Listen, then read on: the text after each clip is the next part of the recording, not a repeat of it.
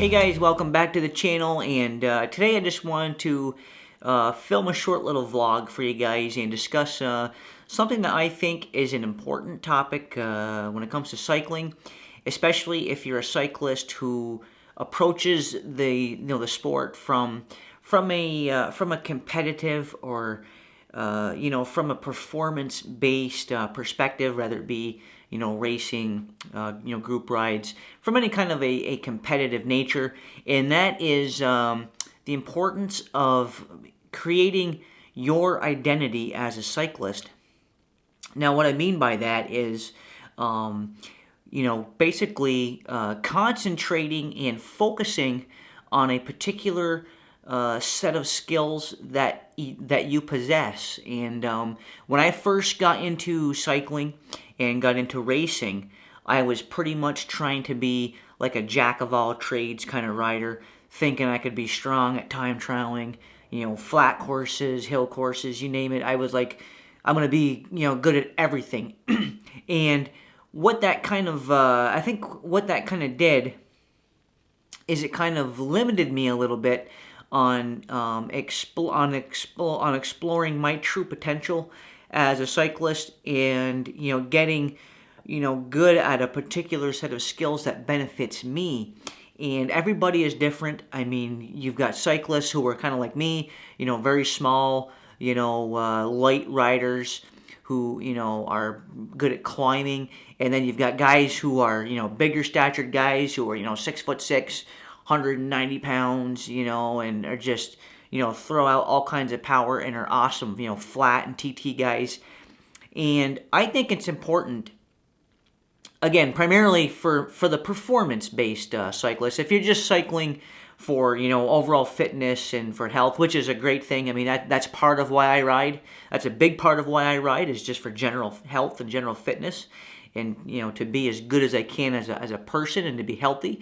But if you're looking to race or to do performance-based objectives on the bike, I think it's very important to try to recognize what your talents and your particular skill set is on the bike. Everybody has their own skill set and their own particular disciplines within cycling that are good for them and that they're good at.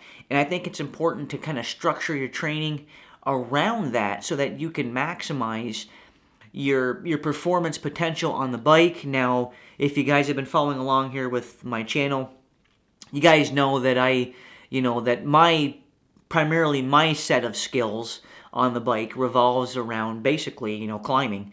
That's what I feel like I'm good at. It's what I'm confident in, and I have had some pretty decent results when it comes to climbing, related, races and performance objectives in the past. I have a lot of confidence in my climbing. So I now have kind of structured my training and, around climbing, and I approach my race season. I'm basically now targeting more races that suit my skills, which is climbing events.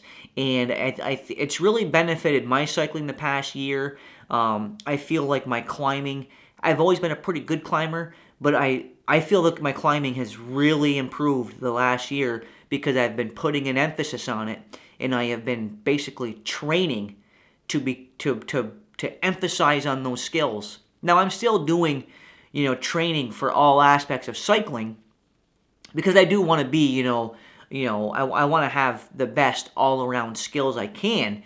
But when it comes to, targeting races and my specific training objectives, nowadays I've shifted over to primarily structure that around hill climbing, and I'm now targeting hill races, which just benefit my particular set of skill sets, my body composition as a cyclist.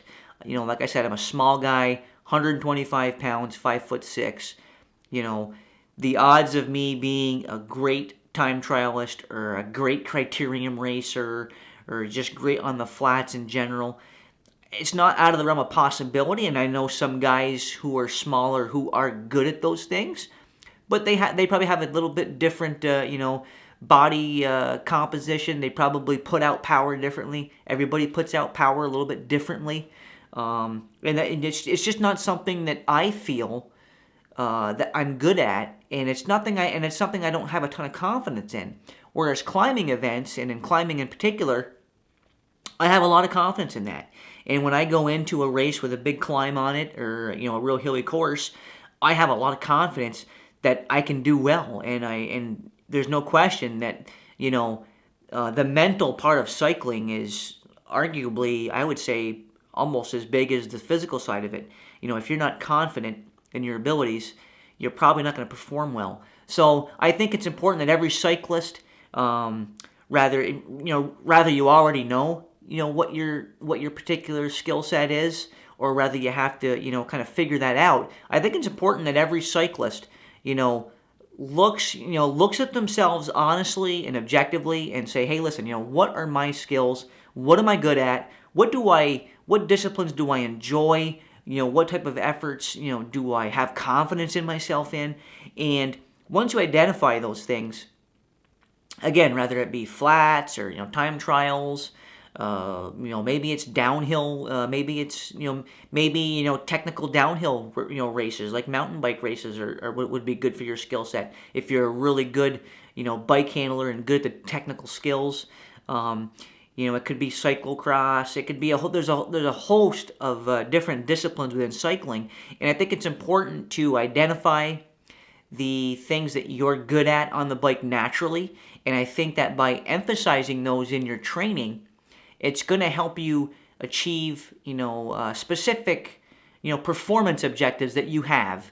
I think you're going to be able to achieve those more regularly, and basically perform better if you structure your training around what you're good at. And I'm not saying completely bail on things that you're not particularly good at, but you certainly want to train those things. But you certainly, I think it's important that you stress and emphasize your talents on the bike, and I think it's going to help you achieve more performance objectives in your cycling. So I just wanted to make this short kind of vlog for you guys. This is something I've been thinking about a lot lately.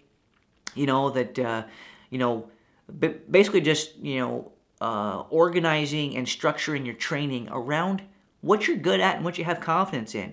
And I just wanted to make this short video for you guys. I hope you found this informative. If you did, please give me a thumbs up. And as always, guys, I appreciate the support in the channel, and I look forward to seeing you guys right back here in the next video.